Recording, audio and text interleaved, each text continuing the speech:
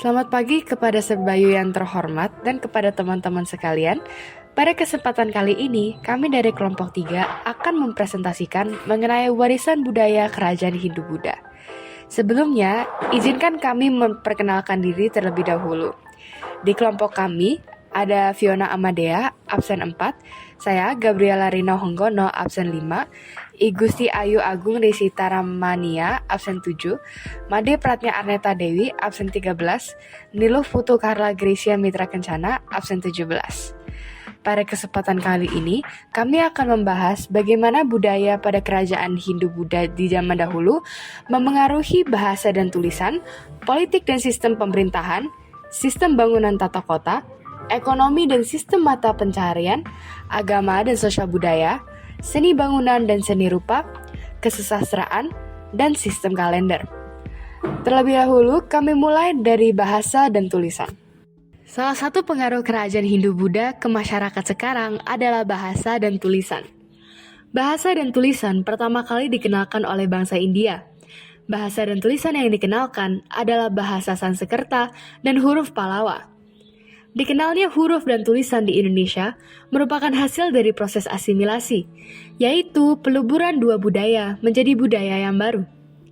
Dikenalnya tulisan mengakibatkan bangsa Indonesia memasuki zaman aksara atau zaman sejarah. Huruf Pallawa dan bahasa Sanskerta menjadi bahasa utama dan banyak ditemukan di prasasti-prasasti.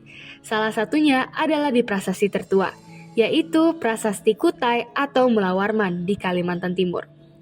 Huruf dan bahasa yang sama juga banyak ditemukan lagi di Kerajaan Tarumanegara, Sriwijaya, dan Mataram kuno.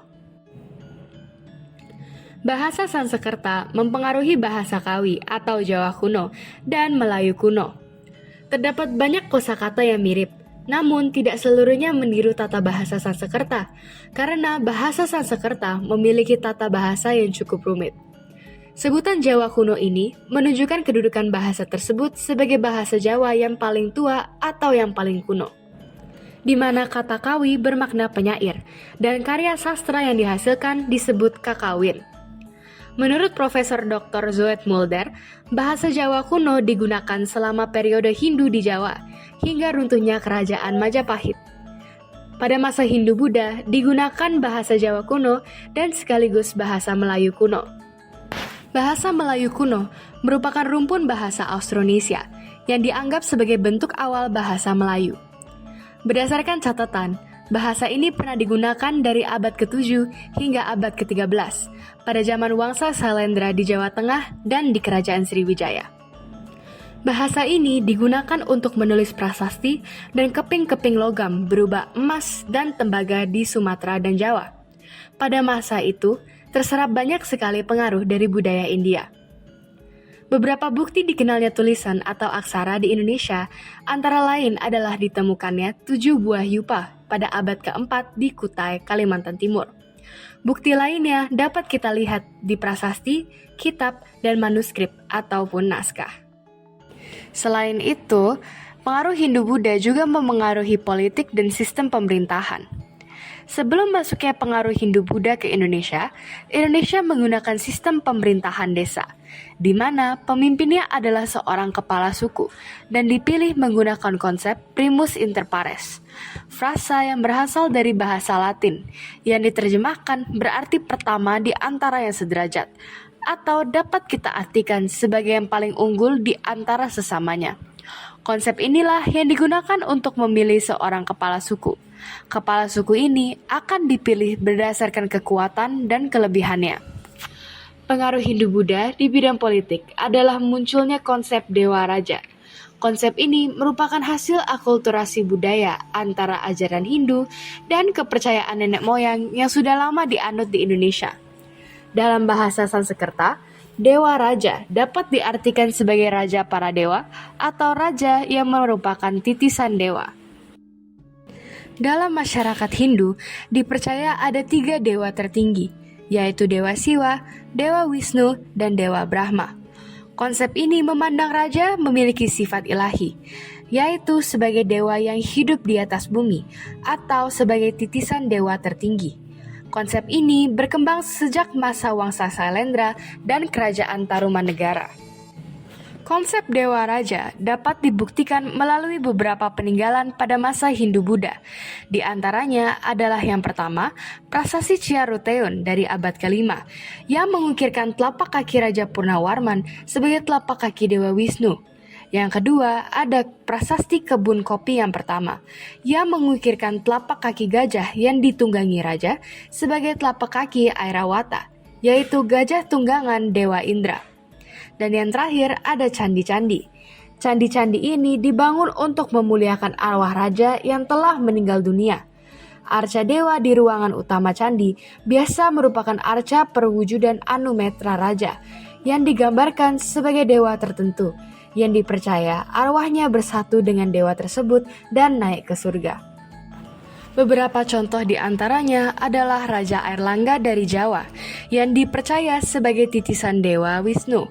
Monumen peringatannya menggambarkannya sebagai Dewa Wisnu yang mengendarai Garuda. Yang kedua, ada Ken Arok dari Singasari yang dipercaya merupakan inkarnasi dari Dewa Wisnu dan anak dari Brahma dan Siwa. Dan yang terakhir ada Raja Kertarajasa atau Raden Wijaya yang merupakan pendiri dari Kerajaan Majapahit di Jawa, yang diperingati dengan patung yang menggambarkannya sebagai Hilahara, yaitu perpaduan antara Dewa Wisnu dan Dewa Siwa. Dalam sistem pemerintahan raja, raja memiliki kekuasaan penuh terhadap seluruh wilayah kerajaannya, sedangkan rakyat hanya berperan sebagai pekerja. Rakyat wajib setia kepada raja dengan cara membangun istana dan candi tanpa upah. Sistem pemerintahan ini dibagi menjadi beberapa bidang, yaitu bidang pertahanan atau angkatan perang, bidang perdagangan, bidang keuangan, bidang urusan luar negeri, bidang pajak, dan bidang hukum. Jabatan-jabatan ini dipegang oleh beberapa orang yang bergantung kepada keinginan raja dan luasnya kerajaan. Terdapat beberapa perbedaan sistem pemerintahan dalam kerajaan Hindu-Buddha bergantung dengan daerah kerajaan tersebut. Hal ini dapat dilihat dari denah bangunan candi dalam sebuah kompleks. Setiap daerah memiliki sistem yang cukup berbeda. Seperti di Jawa Tengah bagian selatan, sistem pemerintahan bersifat feodal, di mana pusat pemerintahan sepenuhnya berada di tangan raja. Hal ini dapat dilihat dari bangunan candi, di mana terdapat candi induk yang ditempatkan di tengah, yang dikelilingi oleh candi-candi kecil. Kemudian di Jawa Tengah bagian utara bersifat federal, di mana pemerintah pusat memerintah kerajaan-kerajaan kecil yang sederajat secara demokratis. Hal ini dapat kita lihat dari lokasi dalam denah candi yang menyebar dalam kompleks percandian. Dan yang terakhir di daerah Jawa Timur, di mana sistem pemerintahan juga bersifat federal. Negara-negara bagian yang ada di wilayah kekuasaan memiliki otoritas penuh. Dapat dilihat dari candi-candi besar yang melambangkan pemerintahan pusat dibangun di bagian belakang candi lainnya. Lalu akan saya lanjutkan dengan sistem bangunan tata kota. Sejak masa Hindu-Buddha, kita mengenal bangunan yang lebih kompleks, tertata rapi, dan bernilai seni tinggi dibandingkan sebelumnya. Bangunan itu adalah keraton. Keraton ini biasanya dibangun di pusat kota dan dikelilingi oleh tembok besar.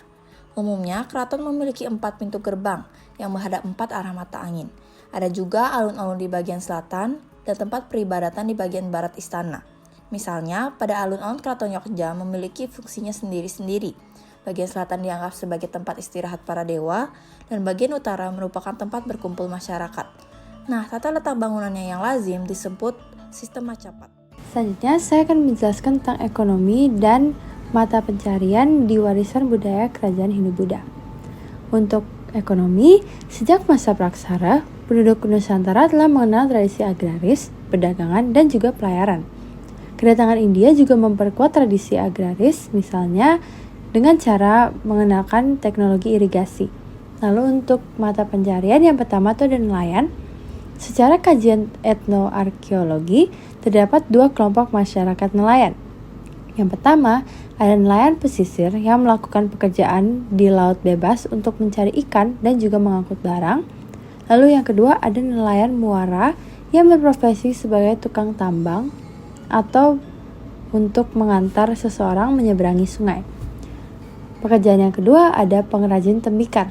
Pembuat tembikar secara temurun adalah perempuan, sementara laki-laki membantu untuk mengambil tanah dan membakar tembikar yang sudah jadi.